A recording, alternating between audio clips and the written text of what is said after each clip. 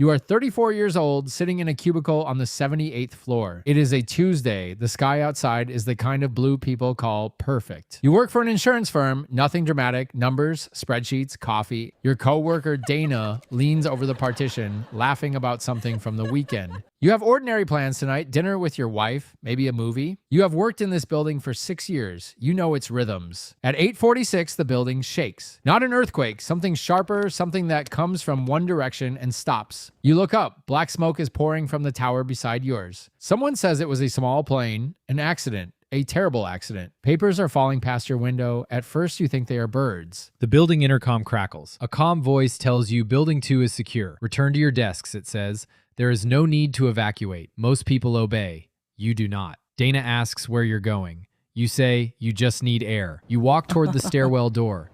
It feels like an overreaction.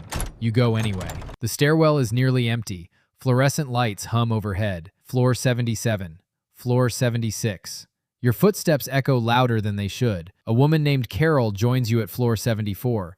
She is crying quietly. She says her sister works in the other tower. She doesn't know if she's out. You tell her it will be fine. You don't know if that's true. By floor 70, more people have joined the stairwell. A slow, orderly line. Somewhere below, a radio crackles. Someone has a transistor pressed to their ear. It was not an accident, the radio says.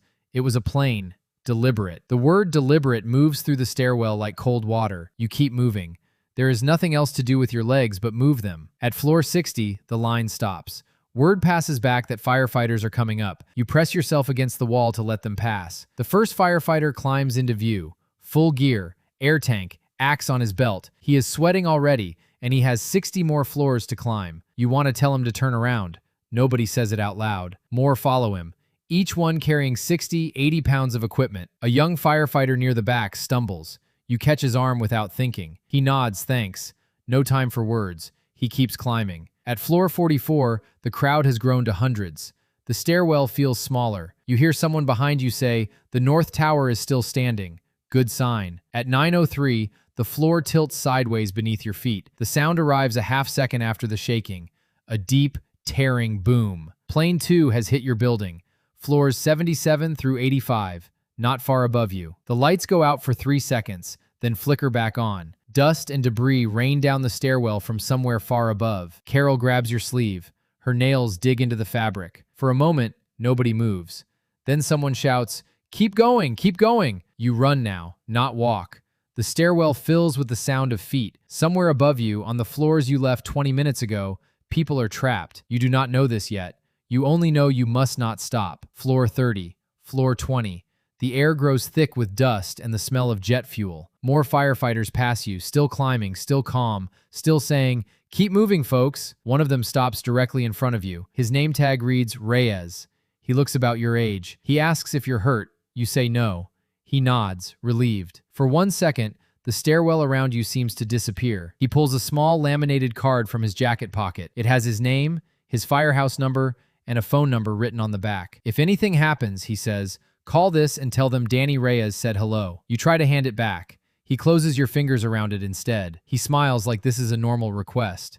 Maybe for him, it is. Then he turns and keeps climbing, into the smoke, toward the fire. You slide the card into your shirt pocket and keep going down. Floor 10, floor 5. The stairwell empties into a lobby full of shattered glass. Firemen direct you toward a side exit. Go, go, don't stop, they say. You step outside into a world you don't recognize. Ash is falling instead of rain. Papers drift sideways in the wind. You keep walking. You don't remember deciding which direction. Behind you, at 9:59, the south tower collapses. The sound reaches you 6 blocks away. A roar that seems to come from everywhere. A wall of gray dust rolls up the avenue toward you. You run again, though you don't know from what exactly. The cloud swallows the street.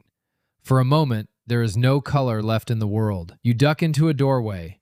A stranger pulls you inside and closes the door. Outside, the dust settles slowly, like snow after a storm that makes no sense. You reach into your shirt pocket.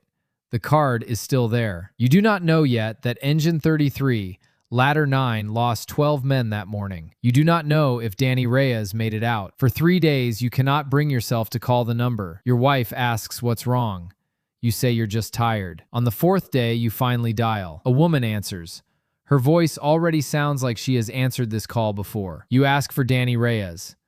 There is a long silence. She tells you he is her husband. He has not come home. You do not know what to say, so you tell her what happened on the stairs. You tell her about the card, about the smile, tell them Danny said hello. She is quiet for a long time. Then she says thank you, very softly. You ask if you can meet her. She says maybe, someday. Not yet. The weeks after are strange. You go back to your desk. Your desk is gone. Your firm reassigns you to an office in Midtown. Nobody talks about it much. You keep Danny's card in your wallet. You touch it without thinking, like a habit. You go to therapy for a while. It helps, but it doesn't finish anything. Carol from the stairwell finds you months later. Her sister survived, she says. You both stand there a moment, not sure what to say to someone who understands. A year passes. You still haven't met Danny's wife. You tell yourself it's timing. On the first anniversary, the city reads names aloud downtown. You go, without telling anyone why. You just want to hear his name spoken. When they say Daniel Reyes, you feel your knees go weak. A woman beside you begins to cry at the same moment. You realize who she is. You introduce yourself. She already knows your name from the phone call. She takes your hand and doesn't let go for a long time. She tells you Danny always did this. Gave his card to strangers before every fire. You are not the first person carrying one of his cards. You will not be the last. It wasn't a promise meant just for you. It was who he was, given away in pieces. You invite her for coffee. She says yes this time. It becomes a small tradition. Once a year, near September, you meet. You never became close friends exactly. You became something harder to name. 20 years later, you stand at the new memorial with your own children. You find his name among thousands carved into the stone edge. You still carry the card. The lamination is cracked. The ink has faded. Your daughter asks who he was.